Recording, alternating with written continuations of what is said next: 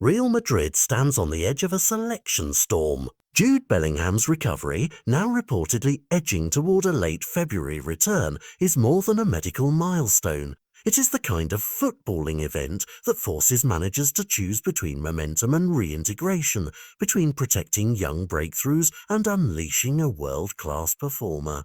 Xabi Alonso has built a finely tuned attack where combinations flow and roles have clear definitions. Vinicius Jr. and Rodrigo rotate on the left, Kylian Mbappe leads the line, Tchouaméni anchors midfield, and Federico Valverde supplies relentless energy from the right sides of the pitch. In Bellingham's absence, two teenagers have seized minutes and attention. Mastantuono, the fresh-faced arrival who has shown maturity beyond his years, and Güler, the gifted playmaker whose imagination has created chances and headlines. Those two youngsters helped sustain a team that was already winning, and their emergence complicated a happy problem for Alonso. Where do you fit an elite player back into a system that has learned to win without him? The most immediate consequence is positional displacement. Bellingham's return is likely to cost minutes to one of the creative flank players or to the offensively free midfielder who has been allowed to roam into dangerous pockets. For a coach, this is a balancing act with multiple priorities. There is the short-term imperative. Champions League knockout ties and a run at domestic silverware demand the best 11 on paper. And there is the long-term project of integrating youth into a dynasty, protecting their confidence while keeping the club competitive. Alonso's reputation as a calm, cerebral coach will be tested because decisions now carry both sporting and political weight inside the dressing room. Big names, banked reputations, and lofty expectations converge with the fragile careers of teenage. Mastantuono's rapid adaptation to top-level football has endeared him to fans, and Guler's flair offers moments of genuine magic that supporters gravitate toward. But football is ruthless. The arrival of a guaranteed star can trim the wings of young prospects before they fully fly. The question facing the coaching staff is not only who starts, but how minutes are redistributed across the squad so that development is not stunted and the team does not lose the momentum it found during Bellingham's time out. Different tactical solutions exist.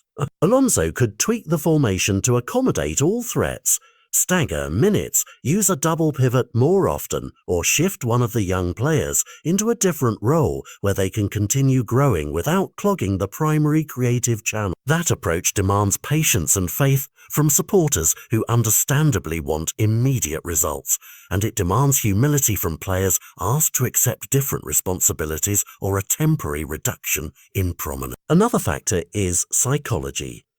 Bringing a superstar back into a system that has recently rearranged itself requires careful man management to prevent resentment or confusion and to make sure training ground hierarchies reflect matchday realities. Behind the scenes, club directors will also be watching. Real Madrid's culture prize is winning above all and has historically shown little tolerance for prolonged experiments at the expense of major trophies.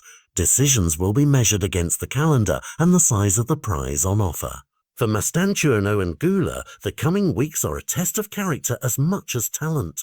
They must show adaptability, an appetite for learning, and an ability to impact games in limited minutes so that when opportunity returns it is seized, not squandered. For fans, the debate is devilishly simple. Do you preserve a young story that feels exciting and new, or do you slot back a player whose world-class presence might tilt the balance toward winning titles now? The club's answer will signal its priorities for this season and for the pathway from academy to first team in years to come. Alonso's choice will ripple beyond a single match day. It will influence morale, market value, and the career arcs of promising teenagers. One practical reality matters most. Football matches are decided on the pitch, not by narratives. If Bellingham returns and the team performs better, the debate will quieten. If the balance is disturbed and results suffer, questions will be loud and instant. In the end, the story is not simply about selection, it is about a club juggling elite ambition with stewardship of its next generation, about a coach forced to make a selection that carries consequences far past the 90 minutes of any given game. The coming fortnight will reveal how Alonso navigates this tightrope, whether he can protect youthful promise while harnessing Bellingham's talent, and which young player will adapt, thrive or move on, because at Real Madrid talent is abundant, but choices are finite.